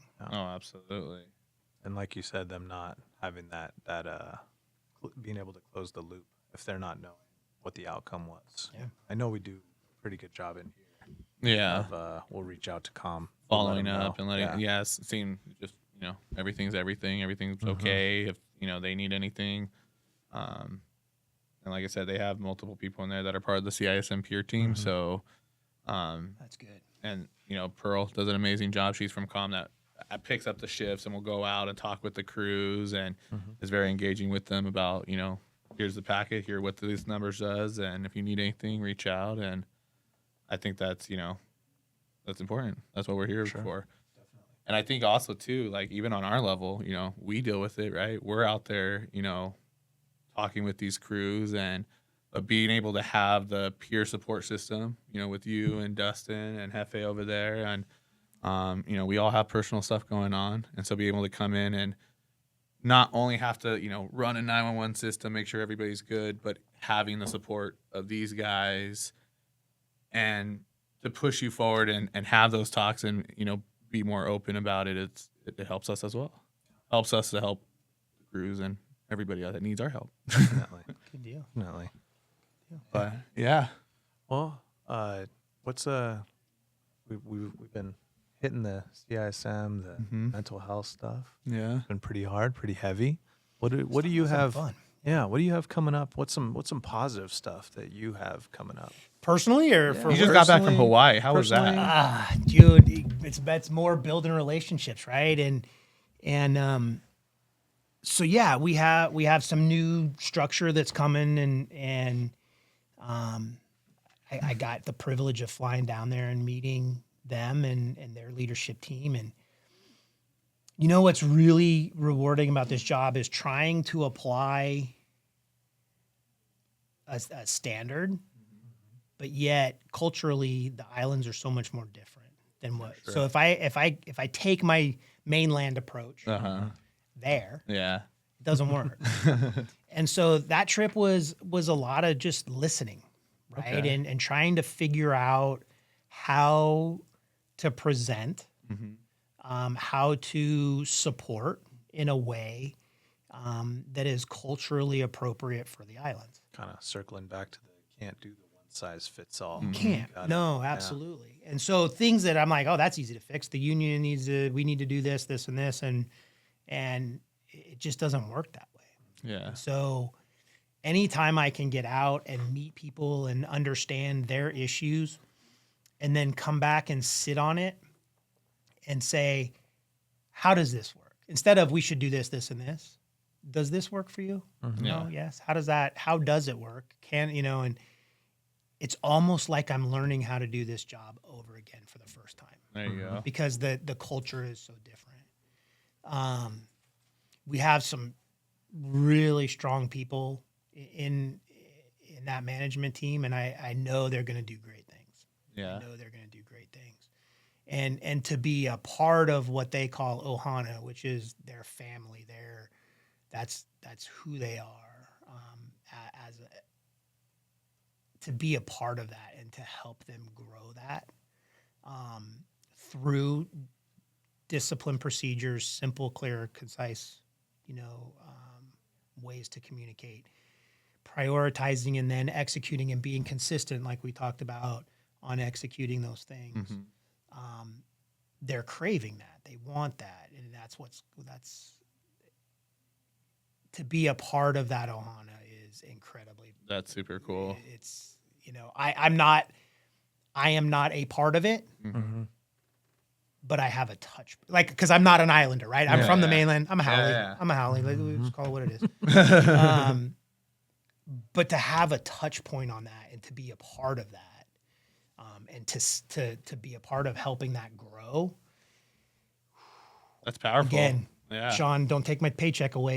But if you did, I'd probably still do the job. Yeah. Because it was incredibly rewarding. And then we're going to go out and we're going to do, I'm trying to put together, we know we're going to do a leadership academy for all of the islands there, just as we're going to do here in 2025. Yep. Obviously, it's going to be based on extreme ownership, and then probably do some crucial conversations training. To what level, I'm not sure yet. Yeah. I know the organization is working on high reliability at a corporate level for 2025 for us. And so there's going to be a lot of opportunities just to be part of that business unit. And it was fun. But, I got like 10 minutes on the beach while I had coffee. Everyone's like, "Oh, that's going to be great." It's no, it was work. It was work, and island hopping at 6 o'clock in the morning Oh yeah. was a new eye opener. So you get to learn like, oh, I never thought of, I have to do this to commute. Like, Yeah. The logistics of this. Yeah. or hey, we need a new part for this, whatever. Yeah. Like where you and we business units here, we can, it's probably gonna be here within 3 to 4 days. We Yeah. take it for granted. It's a little 3 bit. to 4 months for some Really? stuff sometimes. And so, Stuff comes on a boat. Yeah. yeah, like air conditionings. Yeah. Like the air conditioning, the chiller went out, and then we were talking, and to get a new chiller, it's like 3 or 4 months. Yeah. It's like, don't they have air conditioning places on the island? It's kind of makes sense, and to get those bigger things, man. Yeah. And so, I just enjoy opportunities to learn like that, and to be part of mental health conversations there, and what they do, and how our management team merges cultural components to mental health, like that. Like I'll start crying. Like some of the stuff that they do from that traditional Hawaiian perspective, it's deep. For sure. It's deep, and just to have a touch point on that is amazing. That's super So, cool. Yeah. So. Wow. But for me personally, one of the things that I'm rehabbing back into weightlifting. All right. Yeah, it was interesting because when we talk about mental health and ego and control, I had a great plan. When I had issues or I got upset, I would go work out as a power lifter, and I would deadlift until I couldn't stand up. And if I can't stand up, I can't stress about whatever is issue. Yeah. Yeah. Because my body's now like solely focused on surviving. Yeah. But you can't outrun bad genetics, and I ended up having some issues with my pancreas and pre-diabetes, and Dang. I ended up really, really sick, and so I haven't been doing that for about 18 months now. Oh wow. And I just now getting back into it, but I decided to take on a new challenge and do Olympic lifting. Okay. Okay. So, my 450-pound deadlift is now, a 25-pound bar, empty bar, just learning form, just right? learning technique. Yeah. Learning technique. And I think one of the things that mismanagement of my mental health robbed me of enjoying the journey last time. Yeah. I mean, I got to a 450-pound deadlift, a 250-pound bench, and almost a 390-pound squat Oh wow. at 100. I was 195 to 215 pounds, and that's great. But I didn't enjoy it. Yeah. Yeah. I was checking off the boxes, and now, I'm working out with an empty bar. It's 45 pounds that I'm using now, but when I started, it was 25 pounds, right? And it's just all about technique. Yeah. And I'm enjoying that more than I ever did seriously powerlifting. And so it's about the journey. Yeah. Right? That's the enjoyable part of this. And it's not about control anymore. It's not about having a space to control those negative emotions. It's about enjoying the learning process now. And let's go lift. I have a great partner that I lift with now. He's my chiropractor and my physio, but he was also an Olympic lifter. Cool. He was on the Olympic team for a while, and the trial before making the team, he blew out his shoulder on a clean. And at that age, he gave it up. Those moves are dangerous. If that's what I say, technique. Well, dude, and he's about 5 feet. And he was a couple 100 kilos over his head. And Bowling ball. he's got his medals and stuff in the office, and I'm enjoying the journey and the conversation and not dealing with my mental health robbed me of that journey when I was powerlifting. And so, you know, when you say, what do you do for fun? I eat well, I run. And those are all the things that I need to do to burn off that sympathetic response, right? That's, Yeah. but yeah, that's what I do for fun. Nice. That's Yeah, cool. it takes up probably about 12 to 16 hours a week. My week. So everyone's like, oh, you got to get your 30 minutes a day. All right. You go on with your 30 Yeah, minutes. You enjoy your 30. But So you're definitely at a better place than obviously you were years ago, right? Yeah. So what about those days where you, like you feel like you're creeping on again, where you're just like, man, like, because there's people I'm talking to now that just go, man, I'm just waiting for this to stop. Like, when do I stop being so anxious? And I'm like, you just have you take those days that you win, right? But what happens? Like, how do you deal with that on your level? for me, remember, because we talked about the start of this journey was not a mental health journey. It was Yeah. an emotional intelligence journey. So Yes. it started by reading Emotional Intelligence 2.0, right? This was not a mental health thing. Yeah. But for me, when I start to feel, and so when we start talking about the principle of the mindset of detachment in extreme ownership, these are the symptoms I feel when I start to get elevated. And when I feel those, I have to take a step back and detach. And one of the good things about being a paramedic is being able to detach. Yeah. Right? We can detach. We know what that means. We have to go on scene, take that step back, get your situation awareness, go to Evaluate, work. yeah.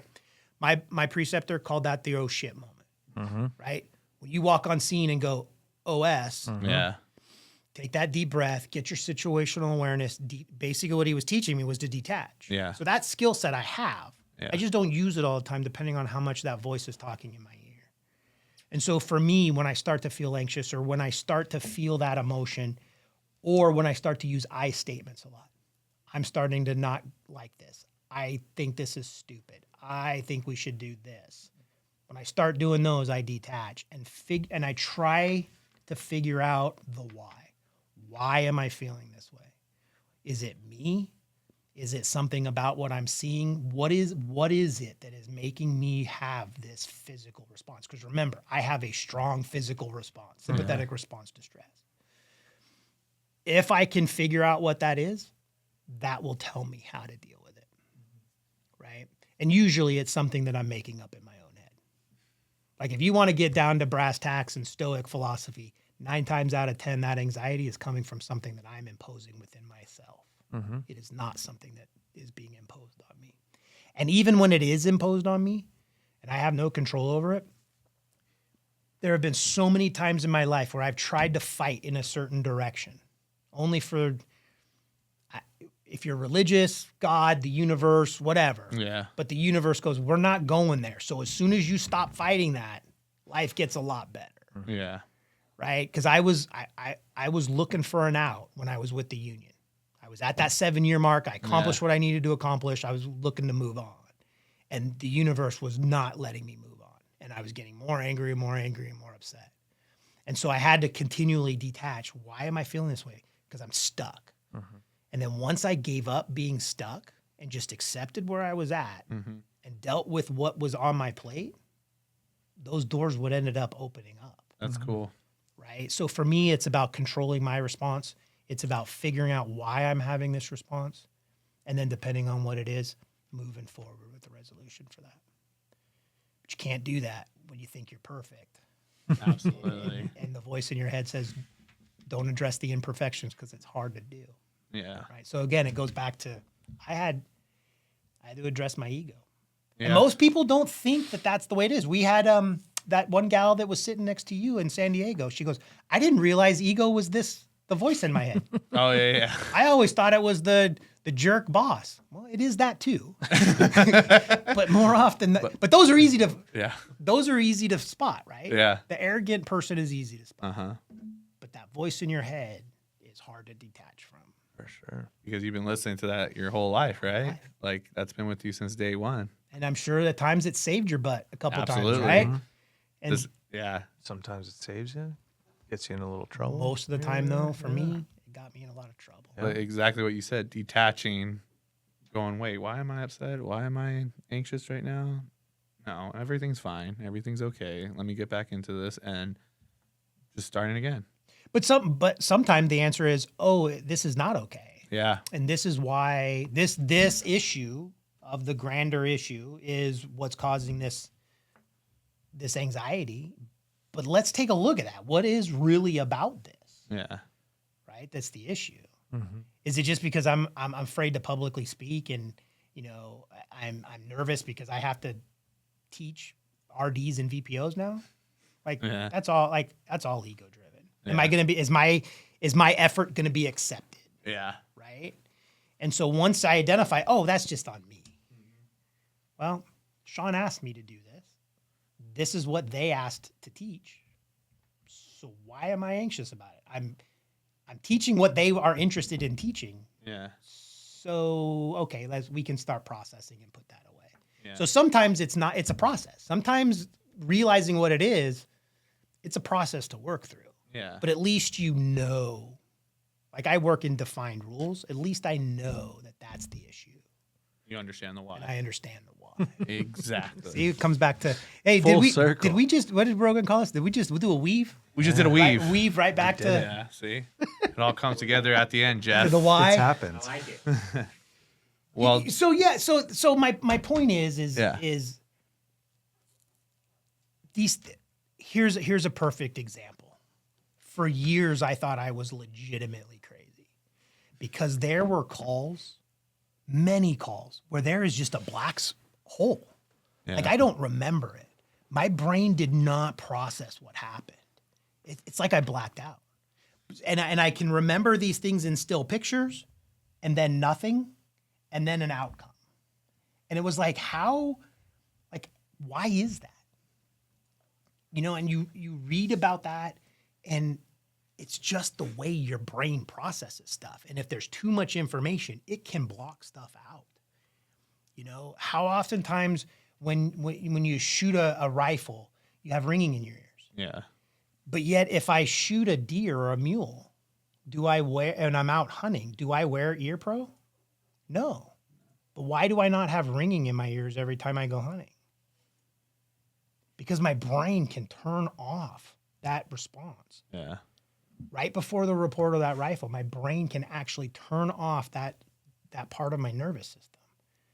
Right? And so learning about how your brain processes things, both in stress and not in stress, created an environment for me to understand, hey, when I went through these things, this is the bits of information that my brain picked up and collected.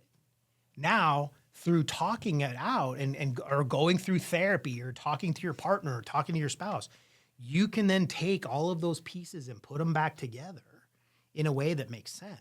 Yeah. But when you try and do that on your own without those things, it was hard for me to do that. Yeah. Overwhelming, I would imagine. It didn't work out well at all. Yeah. Right. And so, that's why that conversation and sharing is so important, because that is a mechanism that your brain uses to put all of that back together. And once I figured out that this is how the brain is processing things under these level of stress versus this emotional stress versus physical stress, the why became very, very clear on what my next steps were. And then in sharing, those relationships deepened and Yeah. became more genuine. And it was the exact opposite of what I was afraid of. That's awesome. So- Super powerful. So yeah. Hopefully that doesn't bore people. No.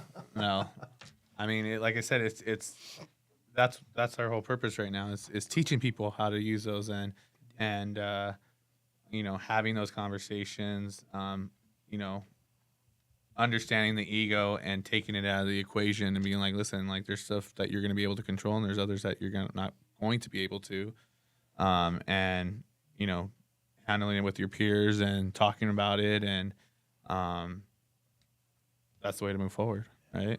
There's always something Absolutely. there's something I have control over 100% of the time. And that's how I respond to my environment. Yeah. And if I keep my mouth shut and fight it, that's the life I chose. Yeah. What I wish I could say is to my younger self is start talking about these things, because those relationships would deepen. They would have been deeper a long time ago, Yeah. not just now. Yeah. You know, And for this newer generation that's coming into EMS, like we're figuring out the proper tools to give you to utilize them for the future and make it better. And we're doing it now, but it's room for improvements, right? To get There's this always information. Yeah. So, definitely important. yeah. Really. Well, thanks for having me and allowing an opportunity to talk about it. Because, like I said, right before the holidays, this is where the stress starts to mount. Right? Absolutely. It starts to add up, and so not only was this a timely topic, but it was an important one as well. So Absolutely. yeah, thanks for inviting Thank me. you. Brandon. Sure. Well, we usually end it with, your last little, if, is there a message, or if you could leave the audience with one more thing? Oh God, I know. I'm not that smart. You know what's funny is Hard everybody wisdom to- everybody usually says something like, "Oh, of course not," but then they get into this deep little monologue right after. You find I know out, you got yeah, something. Yeah. One last thing to leave the audience with. What would you think? I'm a lot of people ask me, how is it that a union guy can take an executive leadership role? Like that doesn't seem compatible. Yeah. And I would just share this. The company's moving in a different direction. We have a new CEO. He is about engagement. He brought in the Gallup survey, from what I understand. He wants to see a change in our culture, and I'm just incredibly privileged to be a part of this, right? And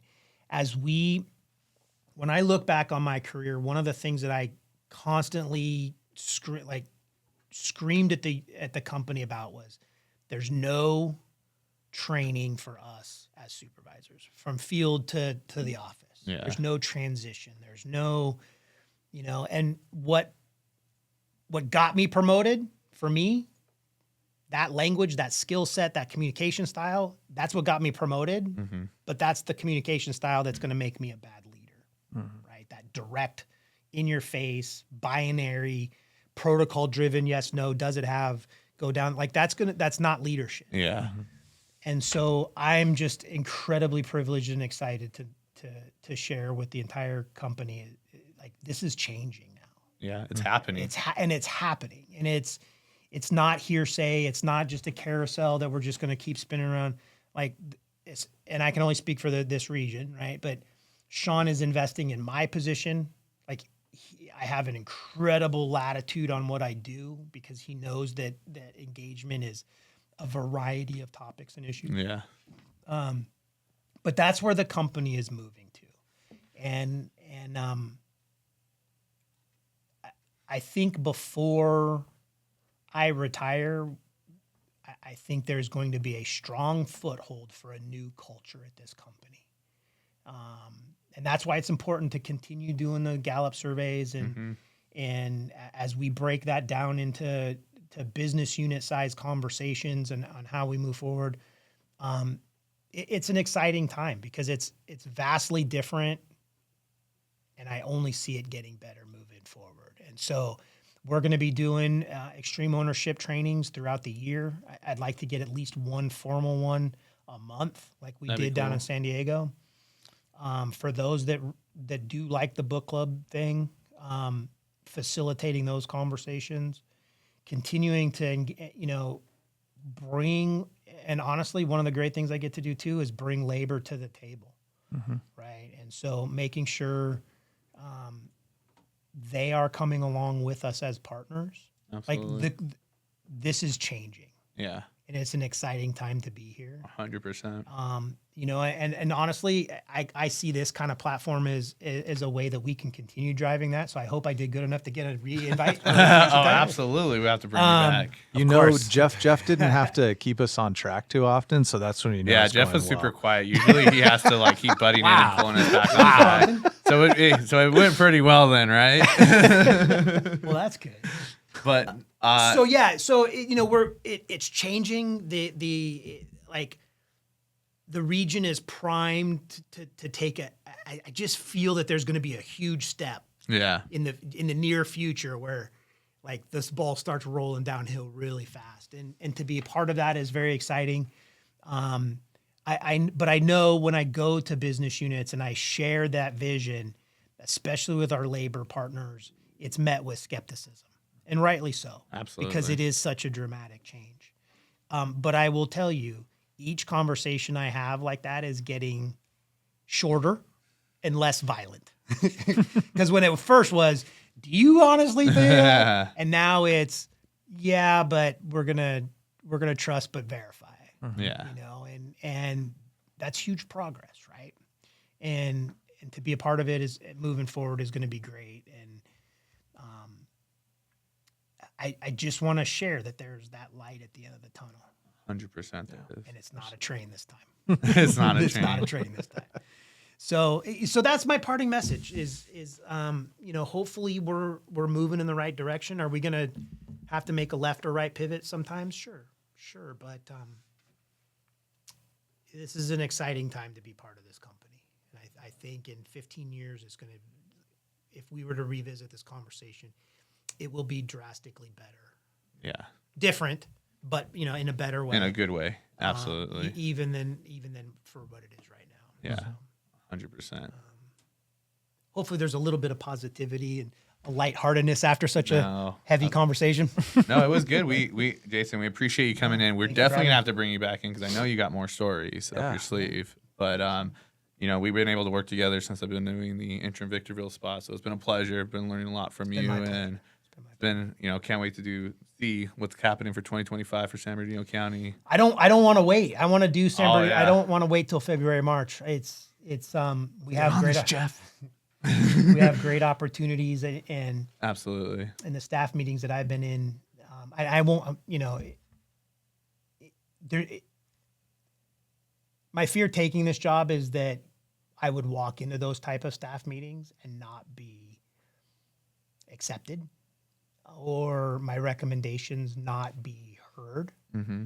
And that was such a misplaced fear because everybody, including, like, especially here on the invitation to Mike to come in and work with you guys, the hospitality has been just a tremendous. Well, you've been in some of the meetings that you've been invited to for Victorville. I mean, even with our union up there, initially can start off a little rough, but we find the underlying issue, and they see us proactively trying to fix it, and that's the important. I am very optimistic about Victorville.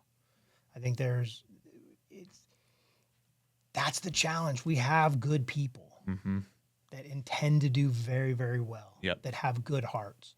And so, you know, being a part, anytime I can be a part of showing that side of our leadership team to the workforce and really resetting that relationship that way, it's always good. Absolutely. It's always good. And it happened. That's why I'm so optimistic about Victorville and San Bernardino as a whole. Because you're changing that skeptic. Because I mean, everybody's skeptic, right? We hear about the changes constantly, but you're actively seeing it now, and it's not just with the leadership, the supervisors or management team, but it's on the crew level, the FTOs, the VSTs, the mechanics, admin. Everybody's taking the lead for that one team mentality to take accountability, responsibility to make sure that everybody's taken care of, and you know, everybody goes home safe, but you know, the public's taken care of as well. So it's not a binary life. We can have good, disciplined employees and good processes and policies, but yet we can still be employee centric and move that engagement ball forward. And we, in my opinion, is we do that through leadership. You know, 100%. and that's where Sean and I are at, and the support for that is tremendous. And so, you know, I do have a lot of optimism moving forward. 100%. That I'll be honest with you, that I never had as a field employee. No, yeah. That's I mean, awesome. I think Not at that part of my we've been life. in similar boats the same way, but Yeah. we, especially being part of the management team, we feel the same way. But Jason, thank you very for much. coming out here, being a part of our crazy podcast. Thank you, sir. Again, it's always a pleasure talking with you. Once again, I'm Matt Alcon, Eric Nobriga. and we'll see you guys next time. Thank you.